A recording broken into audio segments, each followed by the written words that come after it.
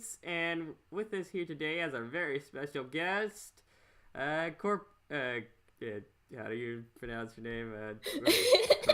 Corpupine? Corpupine. Like porcupine, but Yeah, yeah, mixed, but yeah. switched around a little. When I was like running down this the YouTube like description, my computer kept being like, no, it's porcupine, and I'm just like, That was the joke,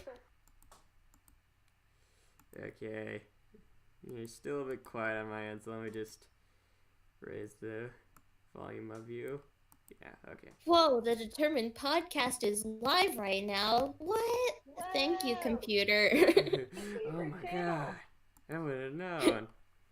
I mean, especially YouTube since notifications for once are correct. Right. Yeah. So yeah, Corpupine, how you doing? Oh, life is good.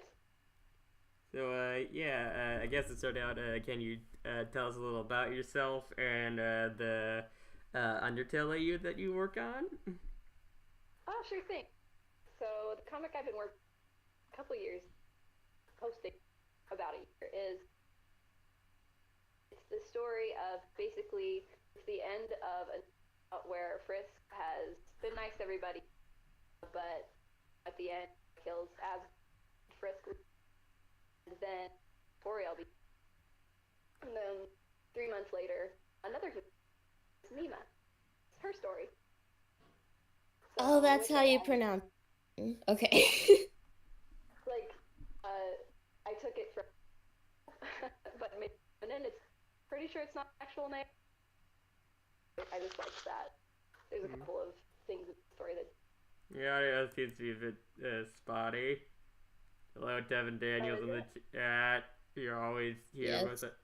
You're always here with it. You're always here with us. In our hearts and in the chat. Yes. At least we got some loyal viewers on. I forgot to advertise this stuff, so let me just go advertise that on some of the Discords we have. So yeah. For those who couldn't hear some of that, she works on glitchy audio. Yeah, I know. Devin Daniels. Corpupine works on this Undertale AU called Nema Tale, and it basically follows the ninth human, Nina, who going through the underground after Frisk went through the underground in a neutral run. So yeah. Yes. Yeah, it's a fan. It's a fan comic and stuff. You can find the links to that all below. A link to both your Tumblr and your Tapis. I don't know. I've never used this. Yeah. It's kind of like Webtoons, but it's a different site that I prefer. So yeah, it's just tap it. Yeah. Is the glitchy audio on? Is there? I want people to hear me. Okay, sorry. Yeah, it's on your end. I don't know what's causing it though. It could be just your phone speaker or whatever. Oh yeah, let's talk about that. The reason why we're late starting this live stream is for some reason Corpupine's computer was like, I'm just not gonna let you talk today, and yeah. Yeah, it was like talking in voice chat. What's that? Yeah. The heck is that? Can you eat that? Sounds tasty. Yeah. What's a star? Can you eat a star? Just... Are you a star? Never find it. I always remember that NPC. I know. They don't have a name though, I don't think. Do they? No, they do actually. Their name is in the credits, but their name is Lauren. Oh. I just call them the Star Drop.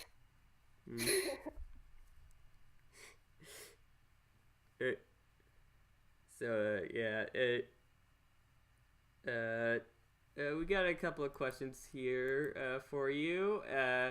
As always, we'll also be taking questions from chat and stuff. I know you're not as well known as some of the other guests we've had on, but hey, that's what makes this interesting.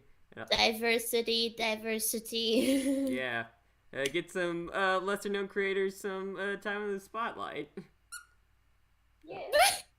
What was that? I really appreciate it. Yeah. For those wondering what that squeak noise was, my sister for Christmas got me an Among Us plushie. A little. Amazing. Yeah. Oh. And it squeaks when you squeeze onto it. I love it. Yes, he's squeak. He's very soft, and he had a Santa hat, but the Santa hat fell off. Bad day. It's all right. I mean, he's more seasonal. The Christmas holiday stuff is gone now, so all we have now is the cold, cruel winter. Yeah. Okay, so Tevin Daniels in chat says, in the AU, did Frisk do a normal neutral run? So is Toriel the queen or not? Yeah, so in this, Toriel is the queen. That was kind of the interesting, I guess, version that I really wanted. So yeah, she's the queen. Yeah. Makes sense. Okay. It's very yes. It's very interesting how you do this. Like when people think of like a sequel to Undertale, they're just like, oh yeah, it's gonna be like it's gonna happen like after the pacifist route and stuff like that. But yeah, you decided to do something a little bit different, kind of in the mold of I think it was Quantum Tale, and do a sequel that takes place after a neutral run of Undertale. Yeah, not many people do comics that take place after a neutral run, so this is interesting. I've even heard of some stuff that's like takes place after a genocide run and stuff like that. Yeah, I think that thank you, I appreciate that, and I think that the reason I did that was because it was the first ending that I played through the game with my sister, and that was the ending I thought was this neutral end. Toriel is the queen, and everybody is still alive underground, but they're never getting out. I remember thinking, that's actually really dark, and I learned later about the other, but this was the one that really compelled me, because it's fun to talk about, okay, what happens. But what I really wanted, what if they thought which is something different from original. They have 6 souls, they're figuring it. Now we'll get out. But after he kills absorbs all of us appear. So they can't get out because Queen Toriel says he's taking. So I was just really, okay, what would a future like that look? Yeah, I think that's also like the original basis for funnily enough, Horror Tale, which is basically like it's like so long after the neutral round and stuff. It's like the monsters are starting to get all like freaky and cannibalize and cannibalize each other and stuff like that. Yes, which I learned about after I had begun working on this, and I definitely a horror person, so I didn't want to go that way, but I can totally see the appeal of doing that too. It's a very natural outcropping of certain endings. Was that everybody down there would be so despairing and get pretty messed up. And also really fast, I just downloaded the Discord for my computer. So I wanted to see if I could computer because it worked on the browser. So is it okay if I? Yeah. Let's see yeah, if it go works. ahead. Yeah, let's see if it works better now. I will see you. Yeah. Hopefully you guys will hear. Hopefully. I mean, I could hear like most of what she was saying. It's just that she cut out at like some specific times that makes it kind of annoying. Yeah. So, I guess like So to quote the Honey Cast, every stream's a mess. yay. So have you read through the entire comic, Pasta? I'm in. Yes. Yes. Does it work better? Can you hear me better? Yes. You're Oh, louder. hooray! Definitely. You're louder too, so you Definitely. can actually decrease your audio a little bit. Yeah. Yeah. Sorry, bursting your drums. Why don't I? Yeah. I mean, it wasn't that bad, but it was still kind of loud. Anyways, Okay. yeah. So I read through a good portion of the comic. I at least read through the prologue and stuff. Sweet. I binged the entire thing last night and this morning. I saw all your likes on Tumblr. I was like, oh, it's so sweet. A little cupcake liked all my stuff. A cupcake that paints. Whoa. Yeah. Again, just all our names are just like food, like unintentionally. Right? I love it. Mm. I hope that mine isn't food. Oh no, who is eating a porcupine? Ouch. What, you never had like a roadkill sandwich? Oh, Tasty. I haven't actually. I think I need a lot of barbecue sauce for that. How did you come up with your username? Just being curious. It was literally just because I like porcupines, and I was like, well, I can't just have my name. Originally, I was trying to do something like dorky, like poor cute pine, like cute in the middle of that, but it wasn't available, so I was like, I don't know, Corpupine. That sounds like it has a good ring to it, so not much rhyme or reason to it. I just like porcupines. I think they're fun. Yeah. They poke. They're pokey, but they have cute little noses. Yes, boopable nose. Exactly. Yeah. All right. Okay, so I guess my first official question to ask you is, since you kind of already answered how you kind of came up with this, at least a little bit, but as a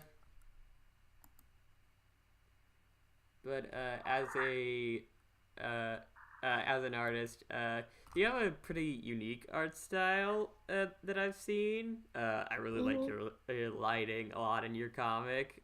Just how you do how you do the shading and shading of all your colors and different colors you pick and stuff. But how do you think you came up with your art style for the comic? Ooh, that is a good question, and I'm not sure I have a great answer for it. I think it came from, I've heard this theory that we draw the way that we think a little bit, because I'm not trained in art or anything like that. It's just something I do for fun, and so any style that I come upon is just like, this would look cute. So that's kind of the best description I can give for it. I'm definitely inspired by like just general comics in the Undertale world and beyond, but I honestly don't know what made my style like this. I think it's just what I thought would look pretty, aesthetically pleasing, and maybe that's a little different for me than it is for other people. But I really appreciate that comment on the lighting, because that is something that I really want it to feel like staged and sometimes dramatic. You know, there's this one I like to do little labels underneath each page update that I do of my comic, and one of them is just like, we interrupt this relatively well lit comic to bring you sudden dramatic lighting. So Yeah. I love that dramatic lighting. Yeah. I saw one of the descriptions you gave was like running .jpeg. Yes. Yes. It makes me laugh. So even if it doesn't make anyone else laugh, it's fun. Yeah. Oh, quite a few of them made me laugh actually while I was reading through them. Like, Yay! I'd read through the comic pages, and then I'd look down and see the comment, and I'd be like, The snort laugh. That's what I want. yeah. I actually got that incidentally from Zarla, the creator of hand plates. I always would just cackle at her descriptions of comics, so I was just like, I'm doing that with mine. I still haven't Honestly, read through hand plates much at all. It's very it's very long, so it's not a surprise. Yeah, well, true. Honestly, but it's so good. So good. Credit to Zarla. She's been working on that comic consistently for like 5 years. 5 years, yeah. Gonna be 6 later this year. I cannot imagine that. Oh boy. That's probably what I'm gonna end up doing. I mean, like, the AU I wrote and stuff, that only took like a year and a half to like fully write out. So, yeah. Props to you. Being able to do something from start to finish is so cool. That's awesome. Yeah, I know. Also, but then again, all I had to do was write it. I didn't have to like draw or anything like that, like you weirdos. Yeah. I scoff at that comment. It's okay. I know it's true. I am a weirdo, so it's fine. We're all weirdos. I mean, we're talking about a game. We're talking about a small indie game that came out 5 years ago. Yeah, right. Small indie game. Yeah. Also, I interrupt Sophtopus in the chat. 5 years. Yeah. Yep. Same for me. A wild Sophtopus has appeared in chat. Hey, Sophtopus. Glad you're watching the stream. Anyways, yeah. Next. Next question. Hello. Oh, it's the surprise Sophtopus. I didn't think you'd be here. I happen to have free time today. Oh, Why? Yeah, I also happen to have free time, so I'm like, okay. Is this open to join? Can I say hi? Yeah, you can say hi. Hi? I'm gonna have to change the description on the video now. I gotta add in your links and stuff. It's okay. We'll get more. Okay. It's okay. It's okay. We'll get more views out of it. No, it's okay. Just surprise tofu, and that's it. I mean, it's still what's her name? Corpupine's podcast. In the end, it's still hers. Yeah, it's still I'm just about a surprise. her AU and stuff. Yeah. But yeah. Next question I have about your AU is, how do you come up with a character of Nina? Yeah, so... Oh, was there another part of the question? Sorry, I cut you off. No, it's fine. Okay, sweet, okay. So Nema is really fun because she... I don't want to spoil too much, but obviously her name is on the title. She's really important to the comic. But I came up with her character because I was really interested in the different soul types when I first played the game, as many people are, I assume. And I think that the one that I really resonated with the most and was most interested in was the kindness soul. And I wanted to, we see Frisk can make choices, because we're playing as Frisk, right? We can make choices to be kind or cruel or murderous if we want to while playing Undertale. And I wanted to know, okay, let's take that one step further. What if it was somebody that their very nature was so kind that they didn't want to hurt anybody's feelings even? They weren't, because in Undertale, you can be nice and not kill anyone, but you can still be a jerk. Like, you can call the pirates a loser. I've seen those playthroughs, like, it's like true pacifist, but you're a jerk the whole time. Yeah. And so I wanted to know what it would look like to have somebody that was just going to try their darndest to be nice to everyone, which I really explore in chapter 1 because it's Flowey and Nema that are the only two characters in the majority of the chapter. And Flowey is obviously a jerk because that's kind of who he is. But he kind of sees this extremely kind person who won't even get mad at him for trying to kill them.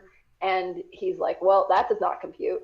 So similar to a certain, endings that you can get where if you're very kind to him while playing Undertale, he gets very confused and is like, what's the point of being nice to me? But I wanted to take it one step further and see what that would look like. And so from that, Nema was born.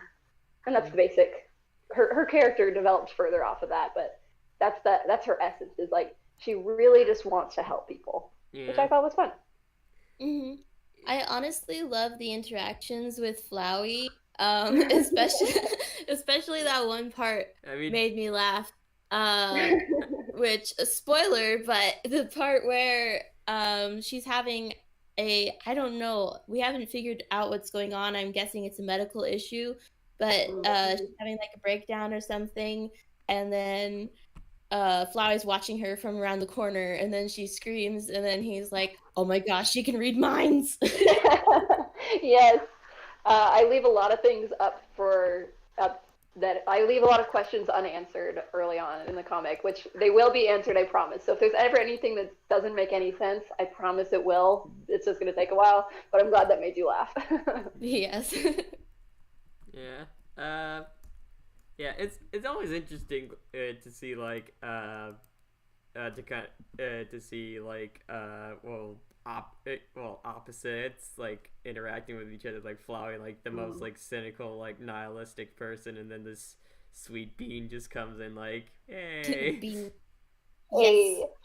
Yes, which I took that one step further. I think that the reason why Nema is such a nice character in the comic is because everybody else is going to be kind of a jerk to her. Well, not everybody. Papyrus is a sweetheart always, but she's going to face major opposition. And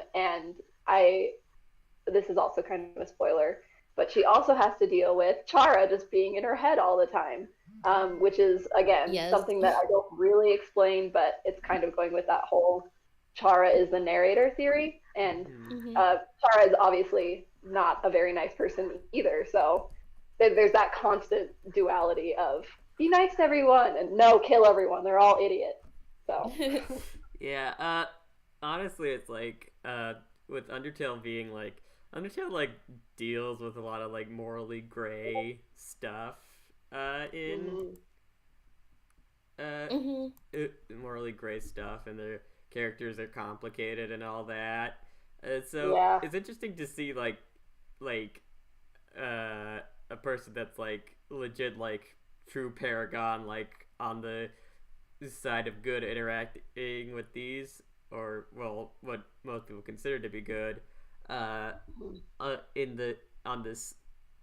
going through this and stuff, like someone who wants everyone to be happy, stuff like that, all that sugar plum stuff, which I mean, what some frisks are not gonna lie, but yeah.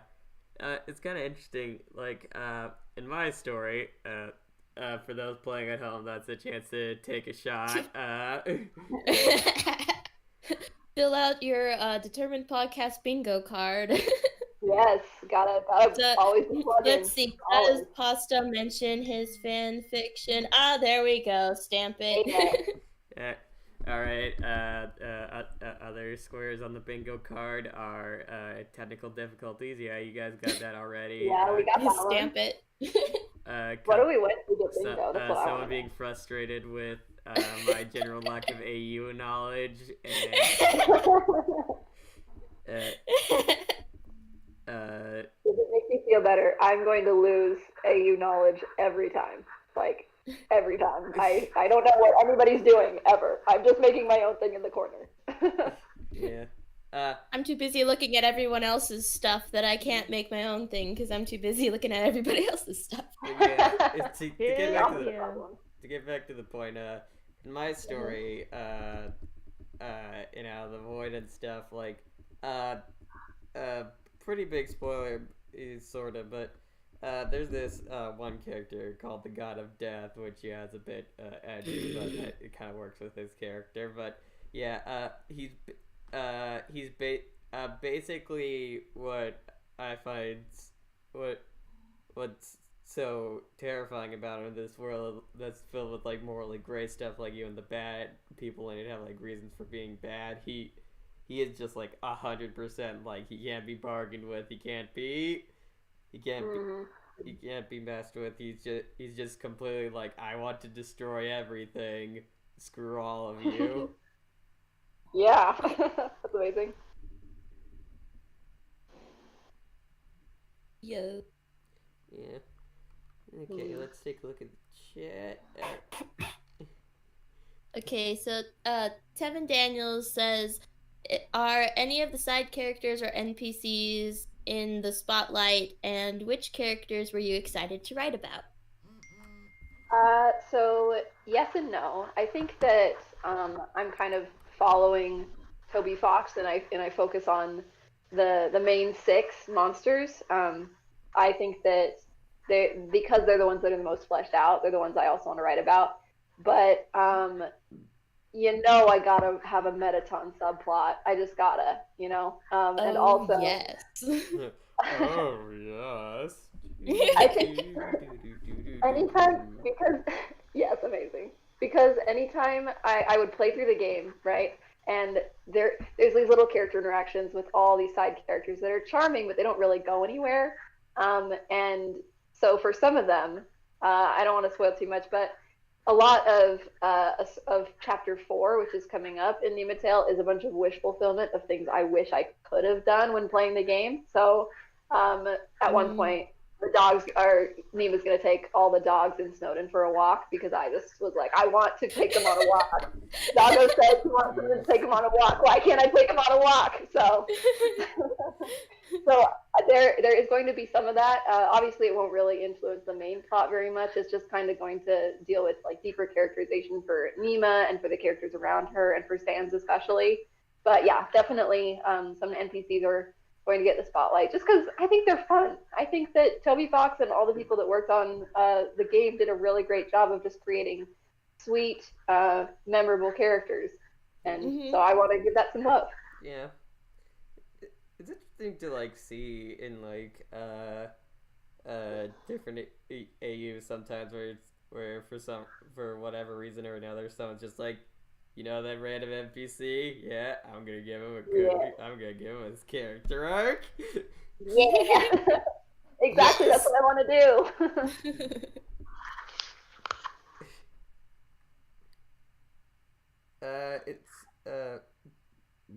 Excuse me. It's interesting to see with your story and stuff. It's like just to see just like how these characters are affected by being like stuck down in the underground and stuff. So I guess to ask, how did you like come up with like some of the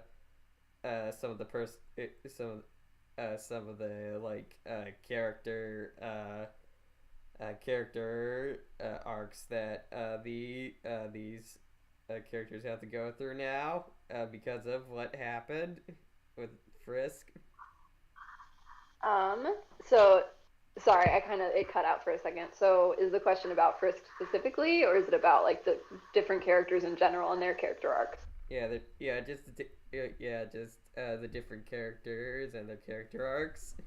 Like the main six mostly, but if you want to go into some other stuff, you can.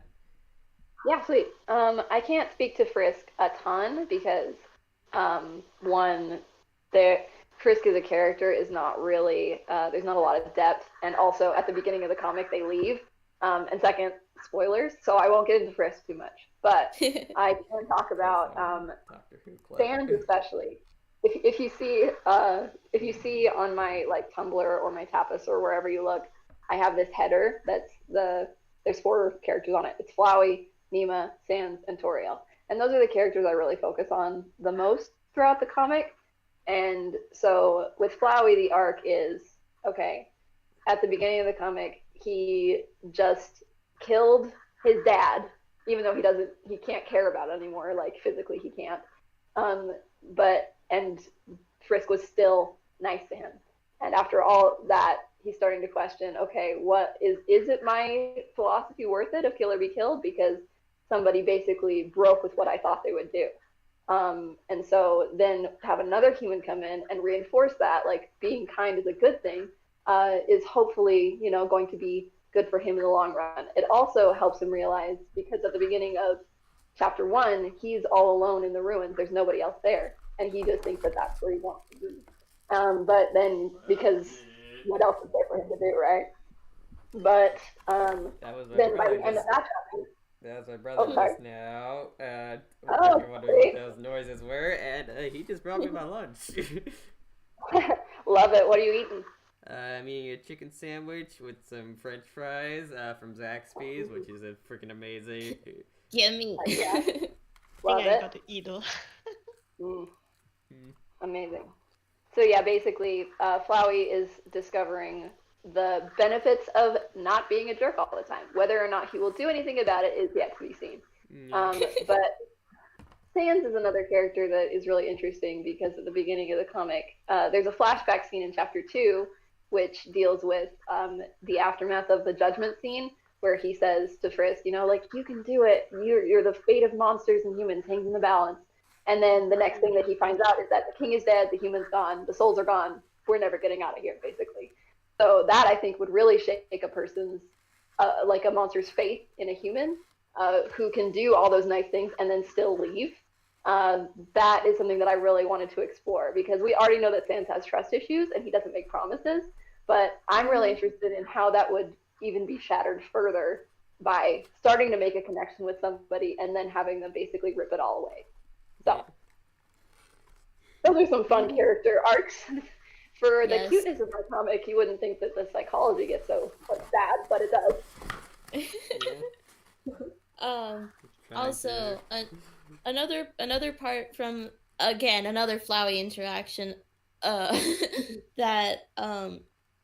this one just kind of like stood out to me and kind of hit me as like, oh, and it was when Flowey was like ranting or something, and he's like, you idiot, like, I can't feel anything and stuff like that. And then Nema's like, but if you can't feel anything, then why are you so sad? And then he's just like, well, yeah. It just hit him like, wait. He's like, wait, what? Can I feel? Hold on.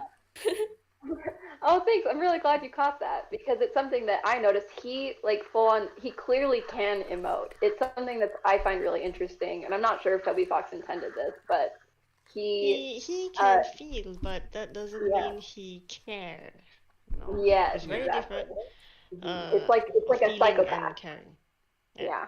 I mean, you see a lot of people like they clearly can feel, but they don't give 2 cookies about you. Yes, exactly. So I found that really emotionless. He just doesn't care. But he does care because he's sad, right?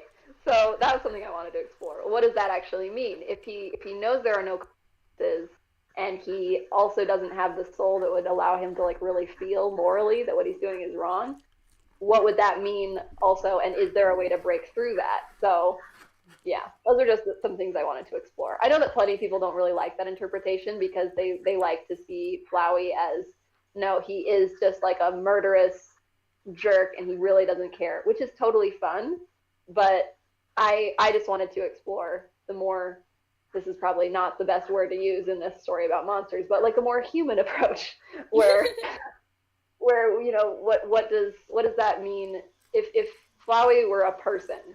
How could you like talk to him? How could you get through to him? And you know, maybe you couldn't, but Nema is the kind of person who's always going to try.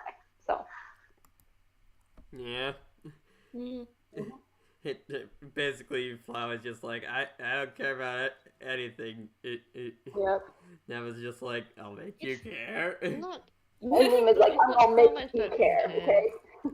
It's not so much as he doesn't care by default, but it's more like he doesn't care about others. I mean, he clearly cares about himself and his own He's fun. very selfish. Yeah. Selfish. Indeed. Yeah. A lot of people make this mistake.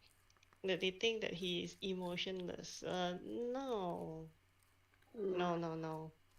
Yeah. That's exactly what I interpreted as too. Yeah. He's not emotionless. He's just a little kid. Deep down, that's what we learn. And because of that, he sometimes doesn't see people as people or other monsters as monsters. They're all just toys. And he doesn't want to let go of his toys. I've never heard it put that way, but that makes sense, honestly. Yeah, it does. Mm, I mean, Sounds like some people in the world, no? mm, Yeah, in all I see some honesty, people in yeah. the world. Yeah. I mean, I that love is flowers. one of the reasons why Toby made this game. No, Yeah. what are you gonna Because do with difficult people? right, and like you said, there's a lot of flowies out there. That's what Azrael says at the end. Yeah. yeah. I always like it when writers of Undertale stuff go into the psychology of Flowey slash Azrael, mainly because he's my favorite character, but mostly because they're so. But it's because it's interesting to see because the because because for a character that's like so important to the story, there's and we learn a lot about and stuff. We don't really have too many interactions with them. Yeah. So it's It's interesting really to see how interesting. people fill in the gaps. I mean, there's this one comic called "I'll Try to Be Good," which is really nice and stuff. It's an ass blog that started it started back like Yeah. years ago and all that. And Yes, I know. and yeah, it's really interesting to see like Flowey's kind of growth and stuff through that story. Also, apparently, it's a big theme of Woven One's long road and stuff, which I still... Yay, long. Yay, he gets a mention. Yeah, Woven One, you gotta... Yeah. You ever gonna come on here? You won't, except please do. No, he's working right now. He's working. He's working right now. He wouldn't have time to come on during these hours. His family runs baking supplies.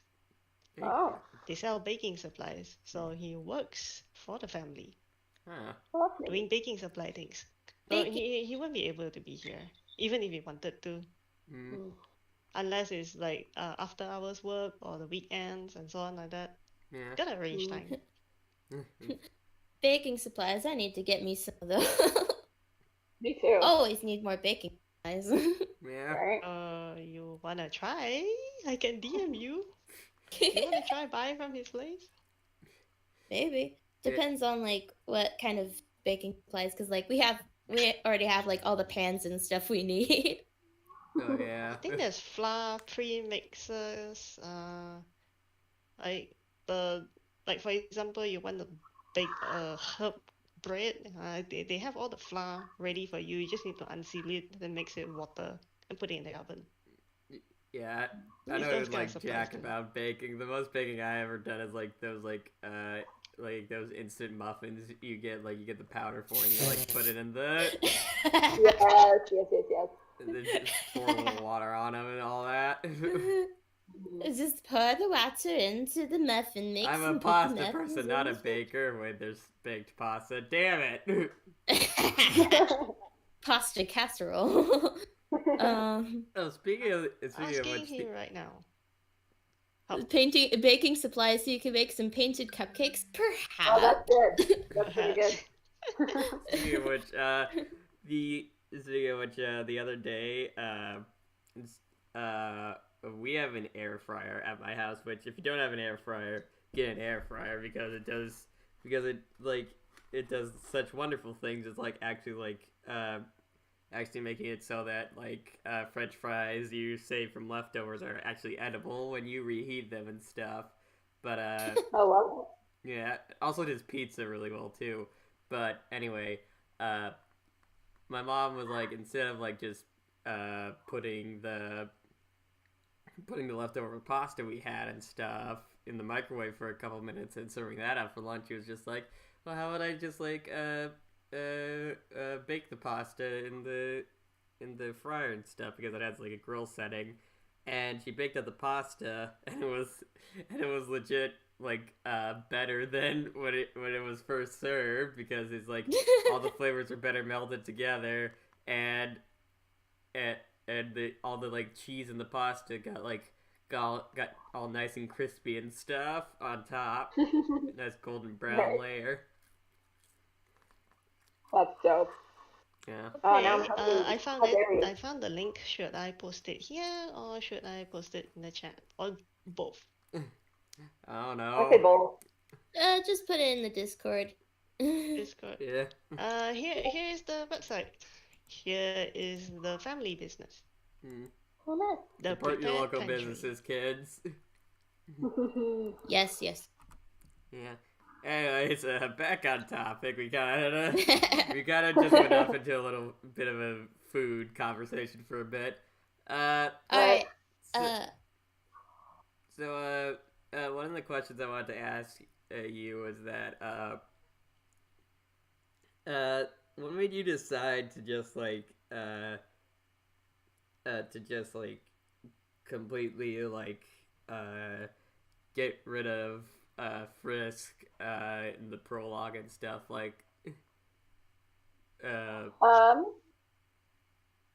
think part of the reason why was because I felt like I really love the idea of where you can kind of overlay your own thoughts on them.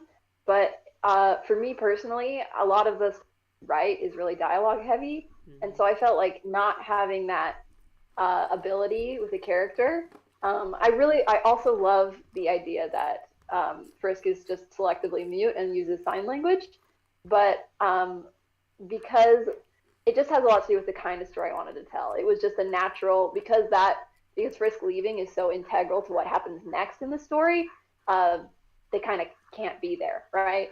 The fact that every other thing that like ripples out from the ending of that neutral run is because Frisk is not there. If Frisk came back, they would reset and they would finish a pacifist route, but they're not. And so I think that we really feel the absence of Frisk in the comic, and that was the point. Speaking of absence, those pages that you where it's Frisk flowing in a void and stuff like that. Mm-hmm. I really liked how you used negative space in those. A couple of panels. Oh, thank you. Thanks. I really appreciate that. Yeah. It was really fun to play with those pages. Mm-hmm.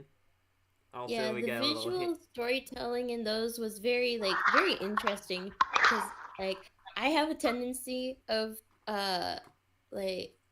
subconsciously studying things, and that's one of the things that I've started subconsciously studying, visual storytelling, and that was really cool. Oh, thank you. Oh, I really appreciate that. Yeah. I love visual storytelling. I don't always do as well as I would like to, but I really try. So thank you. Yeah. First off, a little shout out to Delta Experiment in the chat. Nice to see you. We also got a little hint of Gaster in those pages, which is that gonna ever come up again in the comic? Wink, wink, nudge, nudge. I plead the fifth. Of course, there's gonna be Gaster. There's gonna be Gaster. It's gonna be a long comic. Planning 4 chapters, and currently each chapter is 50 pages. So, yeah, there's gonna be Gaster. But to what extent, I will not say. But yeah, maybe he will just show up in little cameos. But yeah, that little tiny nod to him on that one page is the most I'm gonna do for now, because he's not really important to the story right now. So yeah, it was just interesting to see. It's it feels like most Undertale AUs though. It's just oh, we have to at least have some hint to Gaster in there, or else people are gonna be asking, why isn't Gaster a part of this? Where's Gaster? It's so funny, isn't it? Because if you look at the of screen time a certain character has, times that people write stories about them or draw about them, Gaster is by far. I've never ever in my life seen the amount of effort and love taken for this character that is, you can play the entire game and never even know that he exists. Oh yeah, I've never that was my experience the first time. You can play the whole game and not know that he's there. In my personal playthroughs, I've never encountered that. I always got either the pizza call or the wrong number song. Right. And so it's so why he's so cool, and so but he's cool because fandom has made him cool, and I think that and anybody on the internet loves a good mystery, and Toby Fox has really that's given us a good mystery to kind of puzzle together Yeah. and do what we will with it. So Yeah. I think it's really cool. I see a But similar. I I see a similar thing like happening with like Grilby and stuff. It's like we'll just like people like Yeah. with the guy. I mean, Grilby is a cool character. He's like a guy made of fire and Yeah. stuff. But he you see like how people people like I think there was this one comic where he like actually like he's actually like really old and he fought in the old human monster war and stuff like He's that. a war veteran, yeah. Mhm. Yeah, and he was like Yeah. showing off his armor and stuff that he had. Right. I like the Delta experiment. Where's Waldo, but with Gaster. That's real. Yeah. Oh, new comic. Where's Gaster? Where's Come Gaster? on. Where is he? If you find all the hidden Gasters, I don't know. You win a prize. It's really funny. I don't think I would have started working on this comic if I hadn't kind of like I watched a bunch of comic dubs. I'll back up a little bit. I was really sick for a while in 2018, and I remember I just kind of discovered Undertale and was like, this is actually really interesting. I played the game, I watched the comic dubs, and I was like, this is so cool. I want to make this. But I think that I wouldn't have made it if there wasn't that whole like side of the fandom that wanted to talk about Gasser, because I think he's a super cool character. I think he has great potential to be whatever you want him to be in a comic or in a story. And so I was just like, he's so cool. But he's not the one I'm going to focus on. So Yeah, like my interpretations of Gaster and stuff. It's like the one I made in my main AU for Out of the Void was basically like based off this one character, Ansem the Wise from the Kingdom Hearts series, and yeah, basically he's like this very like he has a very like very proper deep voice and stuff, but yeah, and he's like a scientist that's like. The scientist that's like he did a whole bunch of bad stuff in the past and he's trying to like redeem himself. Yeah. Well, that's fun. It's like it's funny because when you look at the like at the fandom just kind of bare bones, then it's like when it comes to Gaster, it's usually either he's like crazy evil maniacal scientist, regular maniacal scientist, or a total dork. Yes. And I love the total dork interpretations of him. And there's like no in-betweens. Have y'all read Human Candy at all? Does that sound familiar? What? I haven't heard of that one. Oh my gosh. Oh my gosh. You guys. Gaster in that one is so funny. Okay, I can put the link in Discord or I could in YouTube. Which one you want? Whichever you want. Anyway. Okay. I'm just gonna toss you. It's an ongoing comic where Sans is Gaster, and it makes me crack up all the time because Gaster in it is like very smart, but it's a comedy-based comic, so it's basically treated as if he is like a toddler, like a toddler with a giant brain, and it's amazing. So this is not at all the interpretation that I would go with for Gaster personally in the context of Nema Tale. This is not the Nema Tale Gaster, but this Gaster is so funny. So I have to recommend that you guys check that out if you like goofy Gaster. Yeah. Also with Gaster, I could totally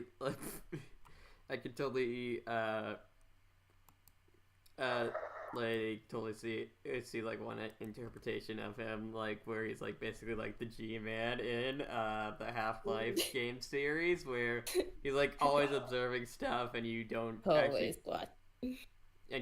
get to talk with him until like very late in the right. I mean, I had this one scene planned for this one AU I'm working on, Satisfied, and stuff. Mm-hmm.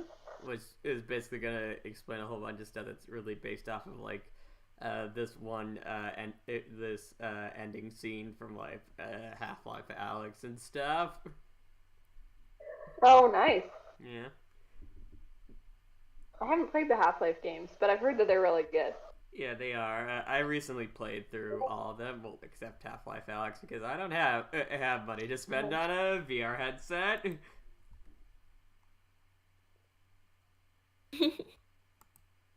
Yeah, but yeah.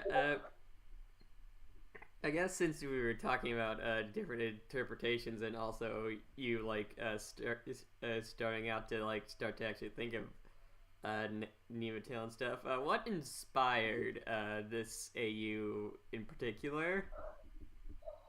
A lot of things, but I mean, this is obviously a no-brainer, but mostly, and just my experience with it, because my experience is probably very different from other people's experience. I think that Toby Fox created the game in a really interesting way, where, and you guys can tell me how if this was different for you, but I went into it not really knowing much, but I'm a pretty like soft-hearted person. I'm like Nema in that way. I differ from her in other ways, but I'm pretty soft-hearted, so the idea that I could just be nice to everyone and win the game was really appealing to me.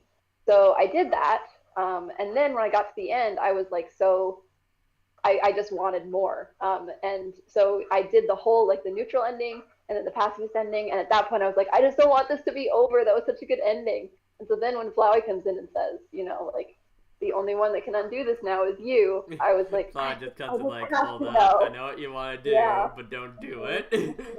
Right? And so because I wasn't, at this point I was just playing the game. I was just like, I gotta know. And then I played through Genocide, and oh my gosh, I've never been so guilted for the decisions that I did in my life. It was so yeah. I think just my experience playing through the game really impacted the development of Nema Tale. Yeah, I've never played through I never played through the Genocide route at all, just because I'm just like, no, I can't. I love these characters so much. I'm not inhibited by that. I had to know what happened. So yeah. I'm a terrible person, but it's fine. I gotta go now. I gotta go now. Okay. Bye, something came up, so I gotta stopping by. Okay, bye. No problem. Bye. I'm waving, but you can't see it, so why am I waving? Yeah. Bye. Bye. It's a Zoom call wave. In the way. Okay, bye. All right. So, but what I was saying was that I had, I tried to do a genocide run, except I didn't know how to do it, so I did it wrong, and I just ended up doing one of those neutral really runs bad. where you just kill everyone and not do a genocide because you don't grind, because I didn't know I had to grind. Yeah. I had to look that up, which I'm a horrible person. And but at the end, with just like Sans just chewing me out, I just felt horrible. Like I was like, I felt like I was gonna cry almost, just because it just felt so bad. And I had forgotten that I did that. Like I removed that from my mind until a year ago, and I remembered, and I'm like, oh, I did that. Repressed memories of killing video game characters. Yeah, I know. Yeah. So I think. If you guys ever want me to, I'm not gonna do a genocide route unless we get No, don't do it. This is an incentive, guys. If we can get to 1,000 subscribers by the end of the year, I'll do a genocide route, like first time stuff, and do a playthrough of that. Right. Oh no. Yeah, I don't think I would ever explore. The annoying dog would be king. Amazing. That is a good ending. Yeah. Annoying dog. I'm sorry. King of the underground. What do you decree? Genius. Ah, yes. Yeah. Cats are now outlawed. Catty is like has to go into prison. So sad. Is there even a prison anywhere in the underground? I wonder. I guess Medicine says you're going to the dungeon at one point, but then you just go to a puzzle, so I'm not sure how that works. Yeah, I mean, like, I'm guessing that'd be in, like, the main, like hub, city and stuff. You know, the whole thing we just kind of passed by while we're trying to get to Asgore's location. Yeah. You know, now that I think about it, when Mettaton says you're gonna go to the dungeon something during his song, and then you go to the puzzle round, honestly, a puzzle room is a dungeon in RPGs usually. Yeah. So that's true. Maybe there's something there. So sad. So sad. Popped back into my head since I'm talking about the. As he's like filing his nails. He doesn't care at all. Yeah. As you file your constant nails. Yeah, right. His robotic nails. I'm just like, I'm just like, what? I'm just like, with that, I'm just like, I thought it was impossible to get through and stuff, that big puzzle, because of just how complex it was, but no, I saw people, like, actually get through it, and I'm just like, wait, what? I know. Yes. The Undertale puzzles are not my forte. Yeah, right. I started playing puzzles. I sure love puzzles. I started playing through Celeste recently. My husband got it for me and that makes Undertale puzzles look very easy in comparison. Because there were some that really tripped me up in Undertale at the time, but oh my gosh, Celeste is so hard. I got Celeste 2 because of the Steam Winter Sale, and I haven't started playing it yet because Fallout New Vegas is just eating up all my free time. Yeah, it's really fun. It's very beautiful, but it's really hard. So yeah, I know. And I'm pretty good at platformers and stuff, and I'm just like, oh jeez. I got it too, but now the computer that I got it on is out of commission at the moment, so I can't play it. What actually happened to your computer, by the way? How did it just break? It was slowly dying this entire since all of 2020 it was slowly dying, and then just that last week we would have to restart it 5 times a day, and even then it wouldn't work right. Everything was going weird, and then it just didn't turn on one day, and we're like, oh, okay, guess it's time to get a new computer then. Yeah, to get weird technical problems, last night, I went to go pick up my phone and stuff, and it just restarted out of nowhere, and I'm just like, what? And it worked fine afterwards, but still, I was like, why did you restart like that? I didn't hold down the button or anything. It was just tired. It's like, I need a break. Hold on. Give me a second. Let me breathe. Breathe. Okay, so Tevin Daniels in chat asked, is Kara a ghost or a voice in Nema? Yes is the answer. So okay. not a ghost in the sense that we would not a nap type ghost, not a monster underground ghost, but it's I think in the same way that in the game people have theories that Chara is the narrator, and I like to say Chara, but it's just because my sister's name is Kara, and so that gets confusing. But I know makes sense. I don't want it. You don't want to. I know that makes more sense to pronounce it that way, but I prefer Chara. So I think that Chara is the terminology is probably hard to, but it's more like Chara's essence or their consciousness, because their soul is broken, it's gone, So in many ways, they are like Flowey. They don't have a soul, and they're just kind of left to drift through this existence.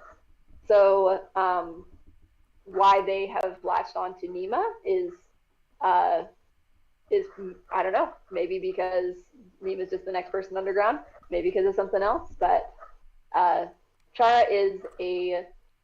I guess if the question is, can Nema see Chara? Yes. So in that sense, they're a ghost. But only Nema can see Chara. So they're not a ghost in that sense. So take from that what you will.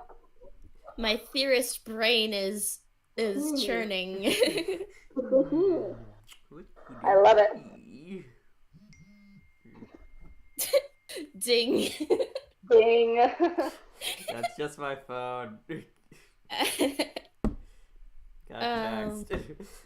But anyways, yeah, it's really interesting to see like the different interpretations of like Kara, like not just their like not just their personality or anything, but also their like how their like ghost form or whatever really works. Like right. Some people just see it's like a ghost like floating right next to Frisk and stuff that they can only see, but other times it's like but other times it's like they Frisk can't interact with them at all. They just they're just like some sort of like odd feeling inside of them or whatever. Yeah, exactly.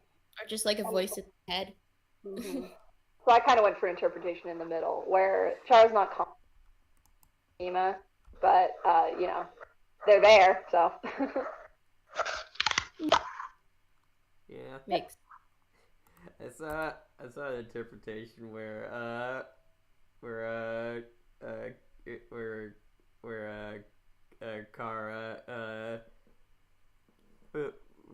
like possessed somebody and stuff. This is after like this is like into a genocide route and all that. I think they possess like the like Orange Jester character and yeah. Oh yeah, that's neat. So yeah, are there any particular artists that you from the Undertale fandom that you like took some inspiration from when you were coming up with Nema Tale? Yes and no. I think that as far as art goes, a lot of people. I always take inspiration from a lot of places, not just the specific niche you're in.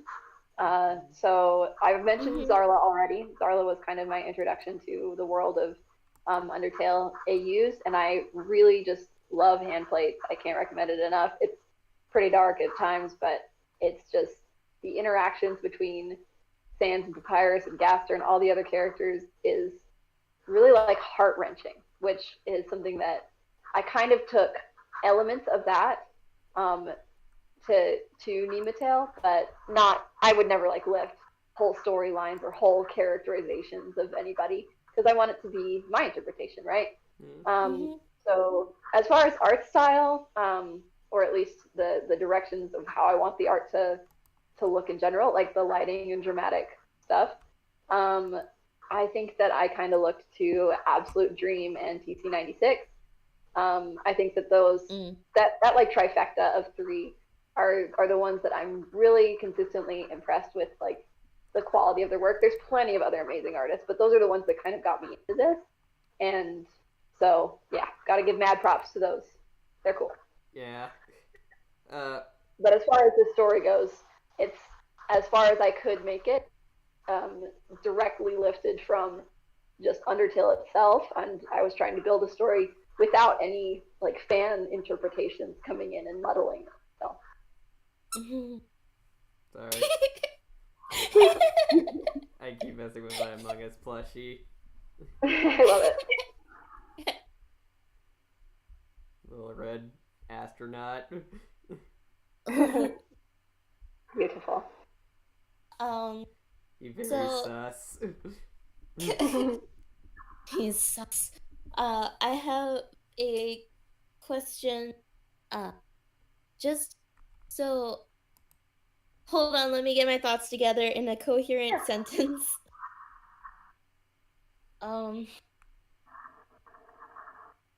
So as a comic artist and a relatively new AU to be making, since I think the first post was in 2019. What's it like to be just kind of starting out in a way with a new comic, and how has that affected like your viewings and you? Yeah, so I think that it's had a lot of effect in a couple different. So first of all, I will say that because I started posting it in 2019, I think that the market for Undertale is simultaneously, it's like really oversaturated. There's a ton of content, but also the general populace has kind of moved on from it. It's in that stage where if you're a fan of it, you're like specifically a fan of it, but random people on the street aren't really talking about Undertale anymore. Maybe they're talking about Deltarune more, but it's kind of settled down from the explosion that it was when it first came out. You know what I mean? So I think that it's not had as big of a splash as maybe it would have if I had started posting it earlier. But I don't really mind that because it just has more to do with when I started working on it.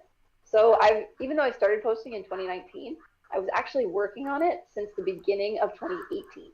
So I was working on it for a year and a half before I posted anything. Which is just because I like having a buffer. So I had the prologue and chapters 1 and 2 completely finished before I started posting. And now chapter 3 is done, but I'm working on chapter 4 before I start posting chapter 3. And I want to have that one finished because I like having a big buffer. So overall, I would say that it's had a big effect on my numbers, but not really on my attitude towards the story. I think it'd be really easy if I had just posted it as soon as I started making it to get really discouraged because my initial numbers were not great. People weren't really interacting. They are more now, but initially it was like next to nothing, as it often is when you just start posting something on the internet. And I think if I'm really grateful that I waited a little while to start posting it because then I could say, it doesn't really matter if people look at this. I'm making this story because it's something that I want to write and something that I want to read. And so any of those numbers, if they come, they come. And if they don't, whatever. I'm still having fun making the story. So it has had an effect, but not emotionally. So, you know. That's a very good mentality to have because I know that when you work really hard on something, you want a lot of people to see it, but then you got to realize, hold up, who am I making this for? Am I making this for like 100 people or am I making this for me? And you should ultimately be making it for you. And I am making it for me. I'm also like me, you know, because if I was just making this for me, I would have just written it down and kept it in a folder somewhere and never made it into a comic. But I think I'm making it for anybody that that wanted to explore this side of Undertale or just who loves it. And if those people want to read it, that's amazing, and I'm so glad. And I hope something in the comic speaks to them. But if they don't, then I've made myself happy. So. It's like a friend of mine said at one point, and it was, don't write or make what you think others want. Write or make what you would want to read. Exactly. Yeah. That's really something I subscribe to. Yeah, I mean, there's a good balance to that. Like, not get too really overindulgent. That's how I get like certain works to self yes. But yeah,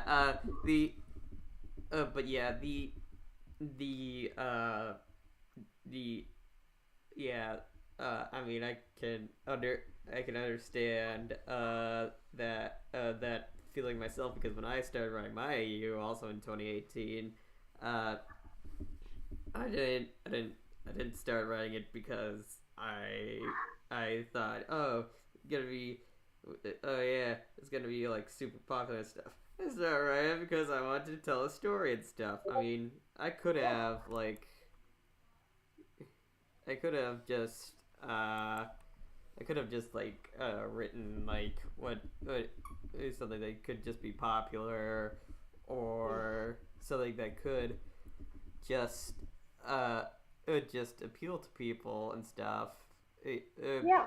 But no, I'm just like, nah, I'm gonna do my own thing. I mean, there's a lot of stuff that people would be comfortable with and stuff, but it's still my own thing. It's like, if I want the if I want Frisk to be a girl and smooch the goat prince, I'm gonna do that.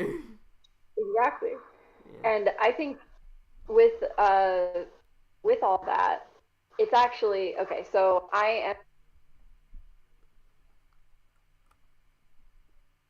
I'm going to be working in the publishing world, and that's kind of something that I have had drilled into me in all my story theory classes, is that if you're writing something, you have to start with an idea that you personally find compelling. That doesn't necessarily make it good, but that's how you finish a project, find it compelling.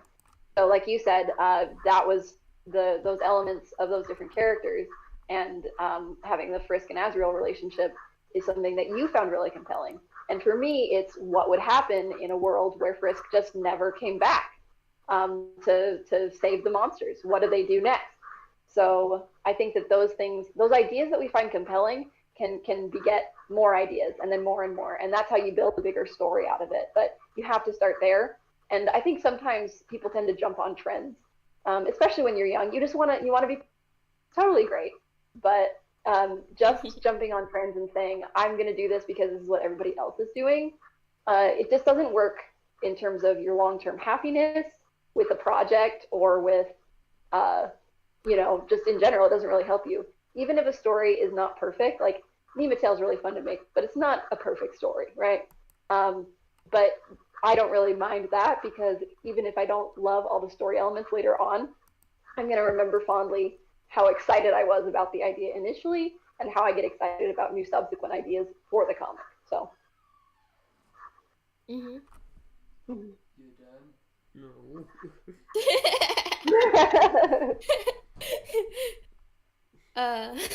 Just hearing your brother in the background, you done? You done? No. Hasn't even 90 minutes yet. I always at least try to make each session an hour and a half. Give something, get the people something good to watch. But yeah, what you said before. I mean,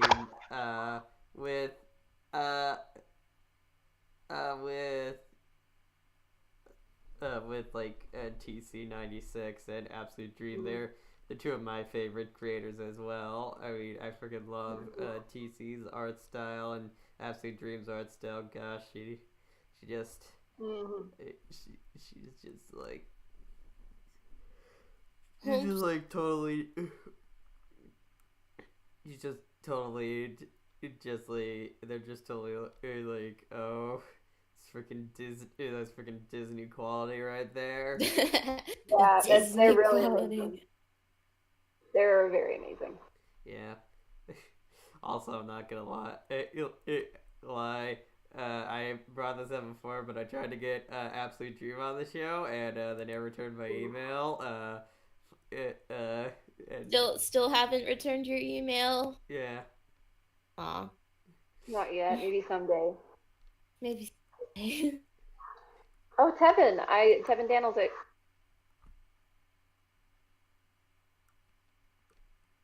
Yeah. Or at least that you're reading it. I don't know if you're enjoying it. You could be reading it. Yeah. But thanks for reading it anyways. Tevin Daniels honestly asked, besides the humans, will there be any original characters in the story? Yeah, there will. That's later. Yep, there will be a couple more, at least. Yay. So, I'm excited about that character. They'll be fun. And also, in the most recent chapter 4, I got a comment on my Tapis, my comic account, where somebody said, "Can I join your comic? Basically, can you put my character in your comic? And it was this really cute, like, kitsune fox character, like human with fox ears, fox tail. And so I was like, well, that doesn't really fit in my comic, but would you be okay if I kind of adjust this character to make them a monster? And so that character is going to show up very briefly for a page in chapter 4.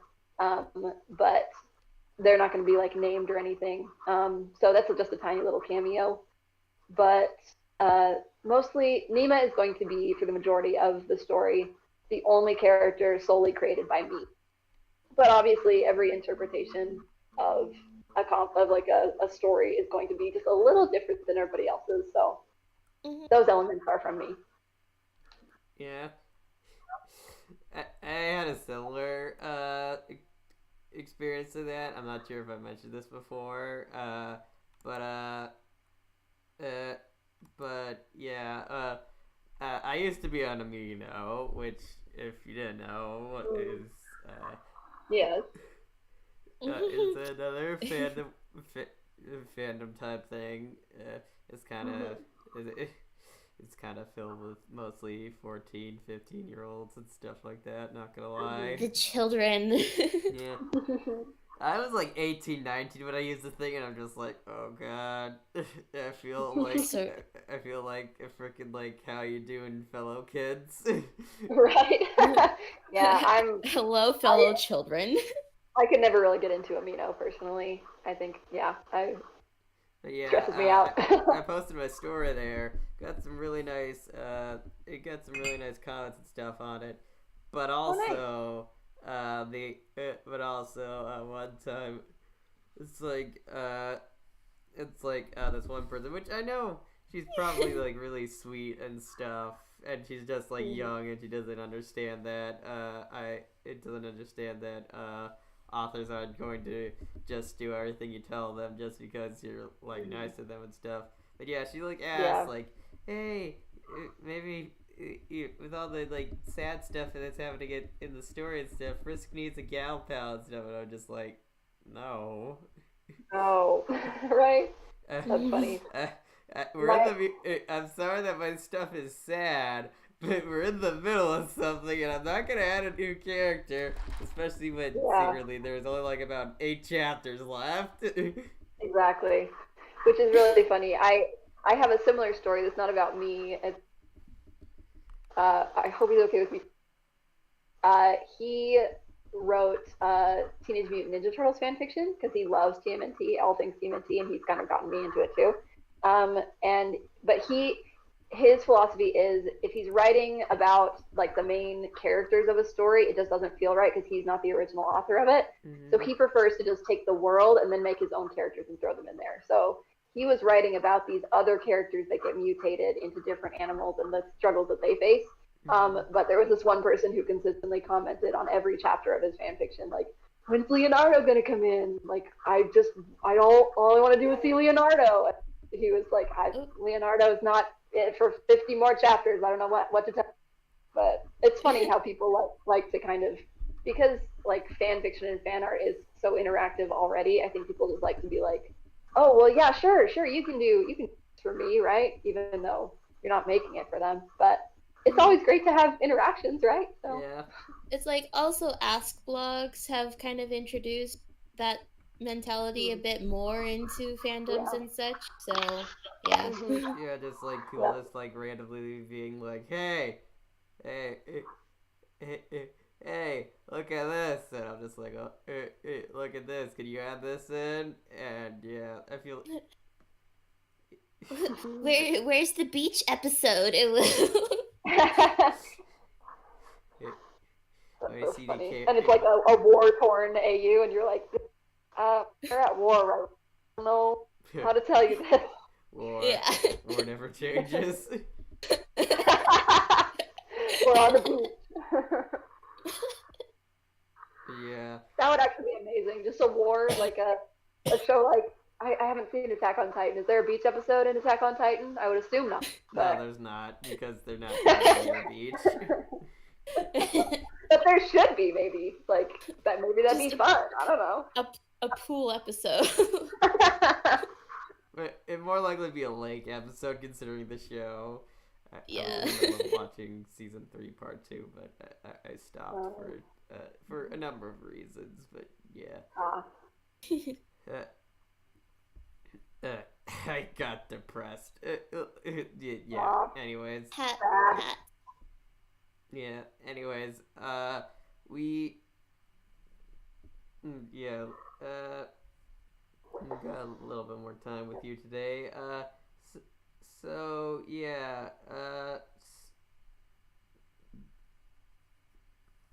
Talking about your story a bit more. Why did you choose Flowey, Sans, and Toriel as your main 3 characters that you want to focus on in this AU and stuff? Other than Nema, of course. Yeah. Sure. There's a couple reasons for that. And I will say that every character kind of a chance to shine in the comic to an extent. We're going to see more from Papyrus, more Undyne analysis. Everybody's going to appear. But those characters are the ones I gave the most significant arcs to, because I think that in the actual in the game, they're the ones that experience the most emotional turmoil. Except for Asgore. Oh, poor Asgore. He's not really in the comic very much. Poor Asgore. He died before it started. He just made an appearance as a pile of dust. Yeah. Yeah, I mean, right. that's better than a lot of fan stuff treats him, but yeah, I love him as a character, but I acknowledge this is just the story that I wanted. So for the same reason, Asgore is not really in it, so he may appear in flashbacks, but mostly I wanted to focus on Toriel, because in this story I've set up, she's now the new queen. She has to deal with, okay, what do we do if another human falls? Are they dangerous? Are they safe?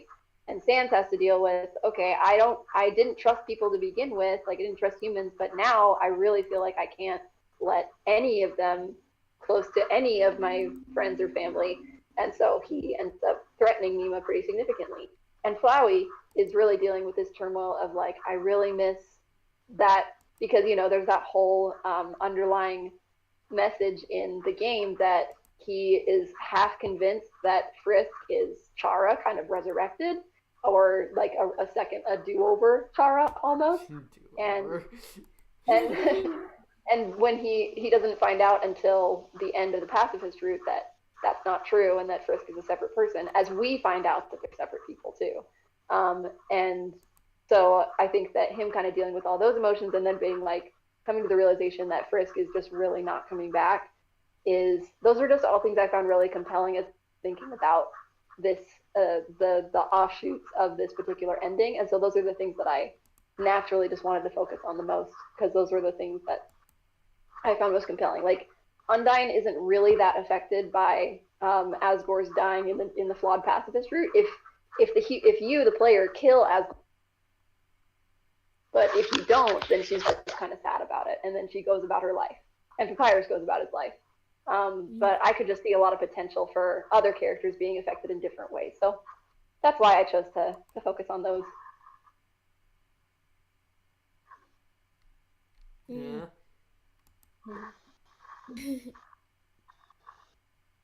Sorry, that was like a lot of information at once. Oh, it's good.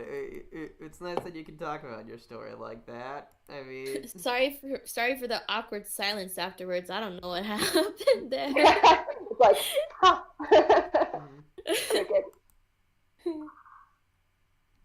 I was taking a drink. That's why I was silent. Hydrate, people. Hydrate. Hydrate. Except for not too much, because then you have to pee. While you're in the middle of a podcast, right? Yeah. I mean, I'm glad you decide to talk about like characters and stuff that you're interested in. And I know there are some characters definitely in Undertale media, but I was okay for the purpose of the comic looking at some characters that are kind of overexplored. I know that there's millions and millions of stories about Sans, but I really don't mind adding to that as long as I have my own take on it. You know what I mean?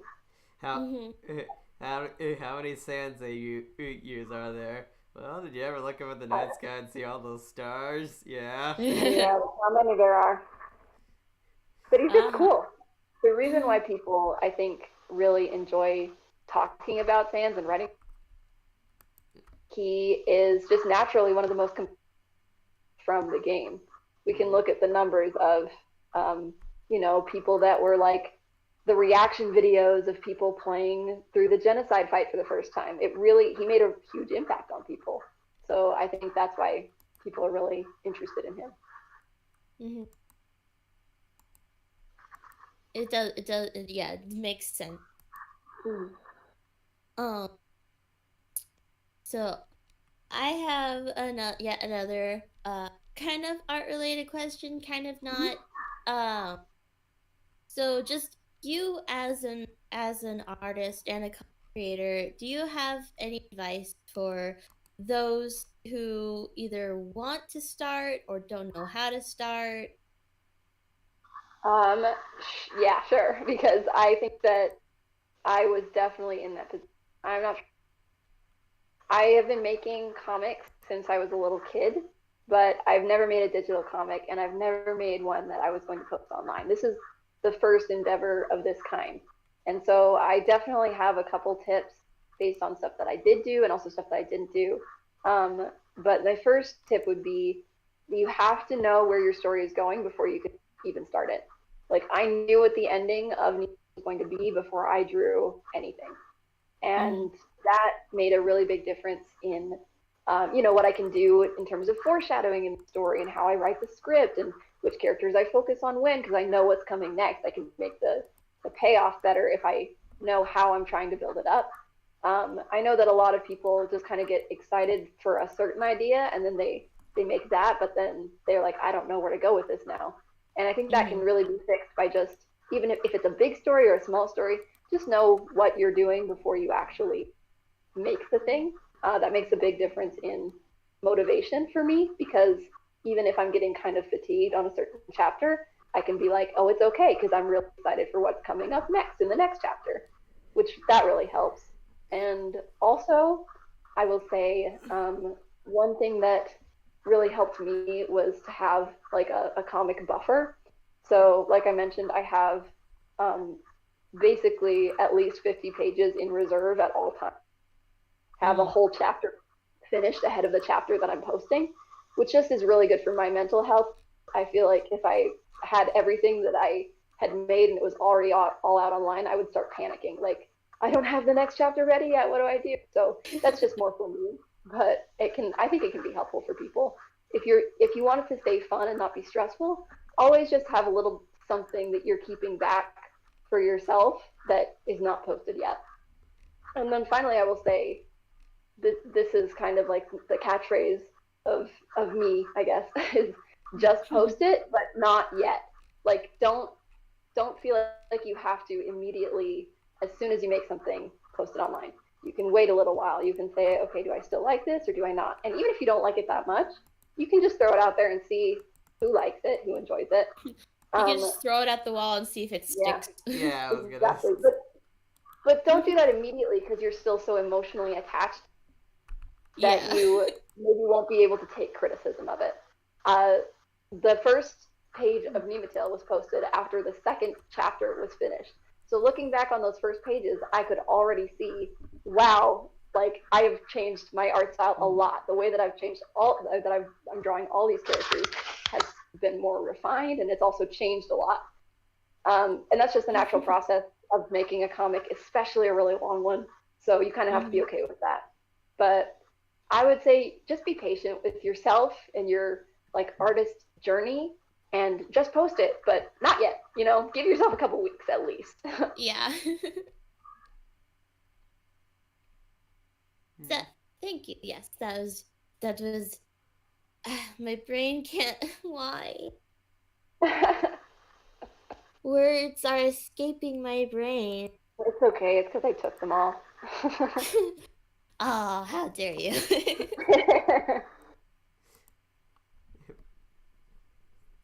Yeah, Yeah, she I just just walked know right up that behind you and stole them while you were looking. Yeah. Haha. Never mind now.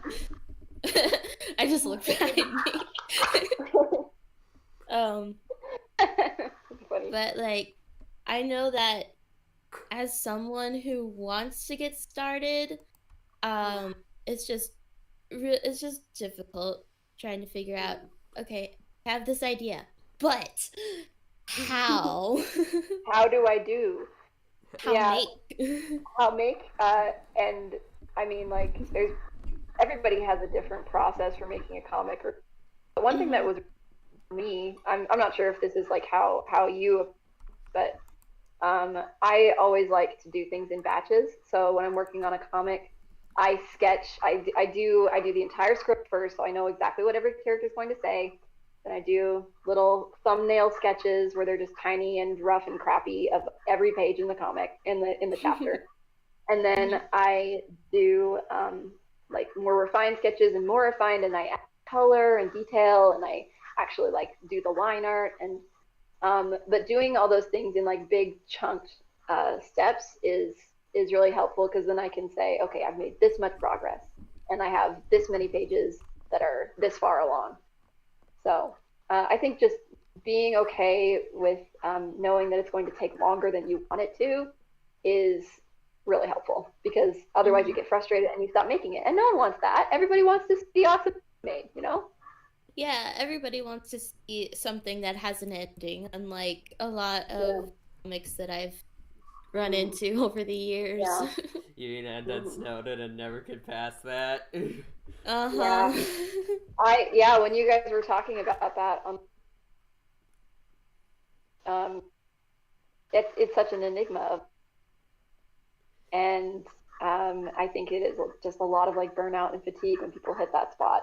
I definitely kind of went through it, but now I'm kind of moving on to Waterfall. I feel like a little refreshed, which is nice. Yeah, Waterfall. Yeah. Yeah, it's like, yeah. I mean, Waterfall is like where the game like slows down a good bit. Exactly. Except for the occasional like burst of like Undead just coming in and being like, "Hey, punk, you know how to dodge? Well, you're gonna learn." Yeah, right. Undyne is like, she just jump scares you constantly. Yeah. Would you like a spear to the face? Well, here you go. I didn't actually want that. Yeah. I remember like when I first played the game and stuff, going through Waterfall, just like, am I done yet? Well, that was mainly because I got lost in like that one room where like all the lights go out and I couldn't figure out. Yes, that room is the worst. Oh my gosh. Dark rooms. I really don't like dark rooms. Visually though, that's my favorite area in the honestly. comic. Visually, it's so pretty. Love those colors. Pretty.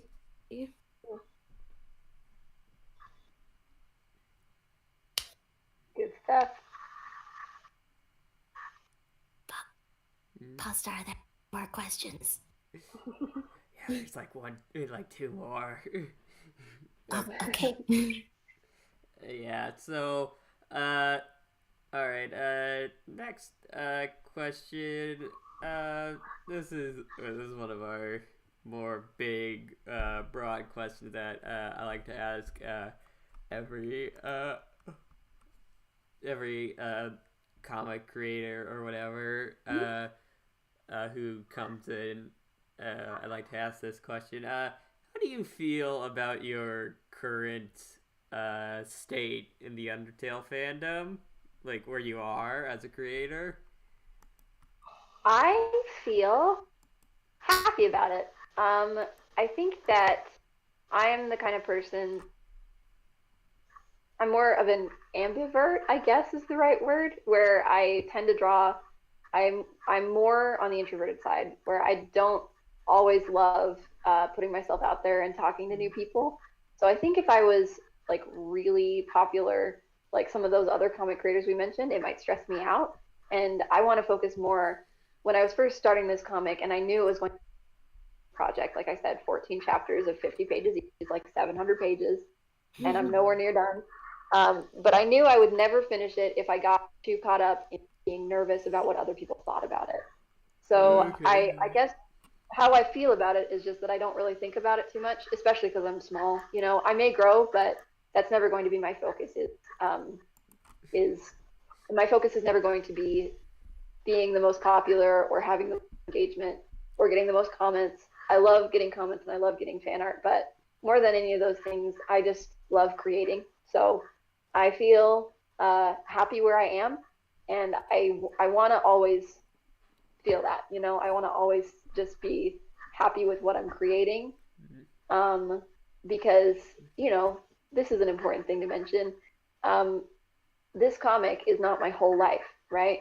And I don't want it to ever become my whole. It's just something that I'm making because I really want to, and it's something I'm passionate about.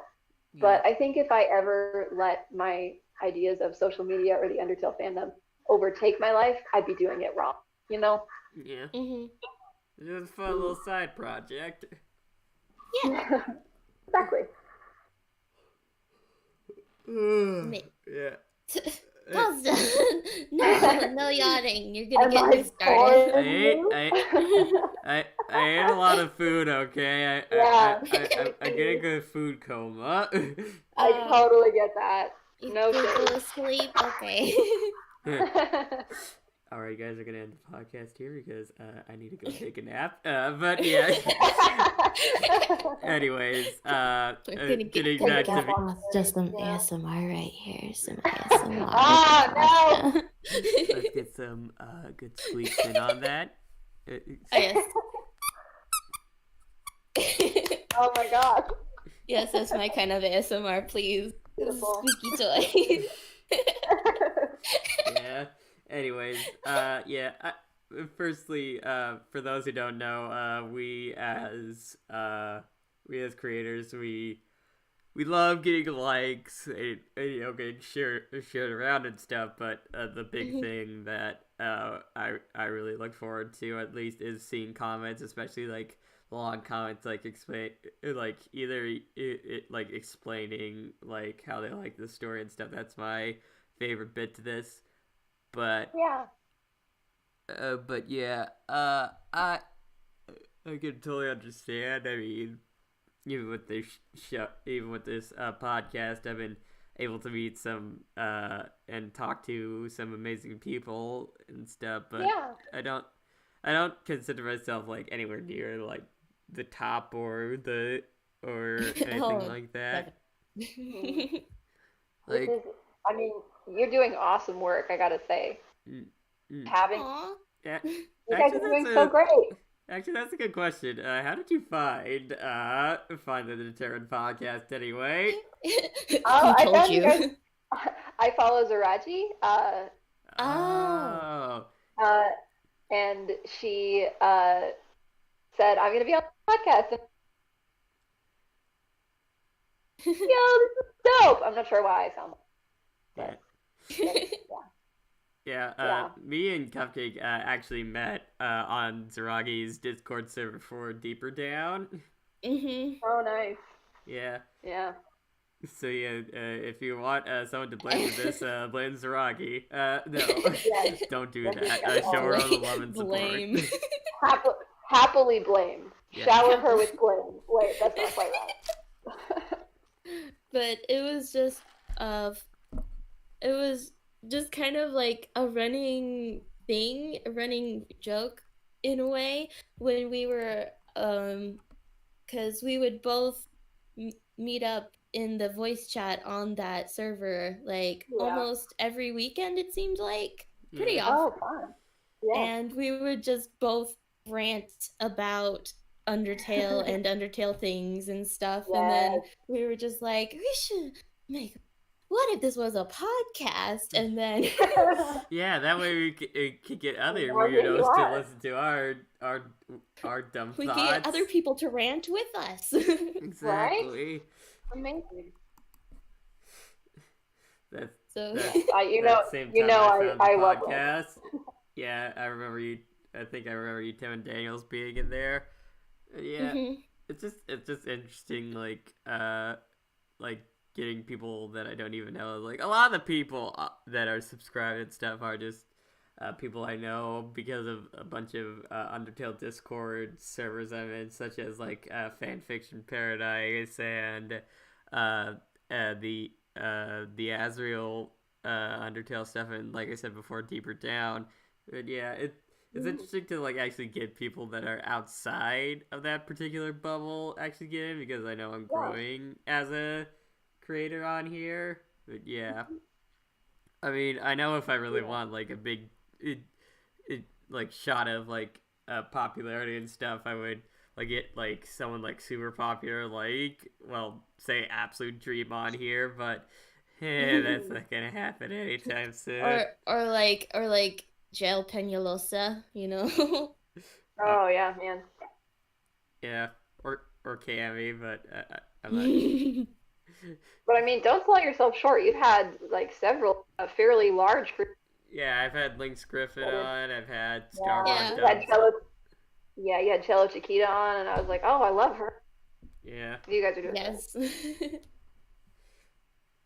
Dude, when I got the message that Cello Chiquita was gonna come out, I was just like, oh my god. Can confirm he was dying for a bit. Yeah. Well, that was the time I was a little too, but that was the time I first really tried to like get someone like legit popular like on YouTube and stuff on here. Yeah. So yeah. Mm-hmm. Anyways,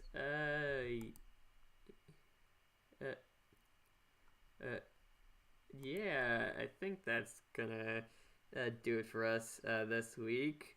Thank you, Corpupine, for being here. yes. Thanks so much for having me. This was a blast, you guys. Yeah, I hope all of you watching this go check out Nema Tale. It's gonna be in the description. To Corpupine's Tumblr and Tepes. Go check it out. Go read it. It's good. Yeah. Go do it. I will say it's on hiatus right now, but yeah, hopefully you can start posting it again. But yeah. As for us though, what we're gonna be doing next is kind of up in the air, because I don't have any.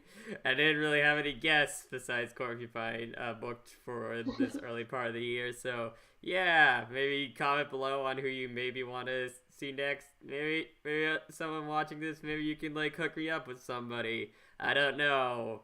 I'll try to figure something out. But yeah, hopefully we'll see you sometime soon. Hopefully sometime like next week. But yeah, everyone, have a great night or whenever you're watching this, and take care.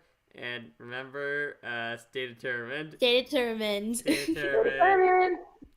Bye. Bye.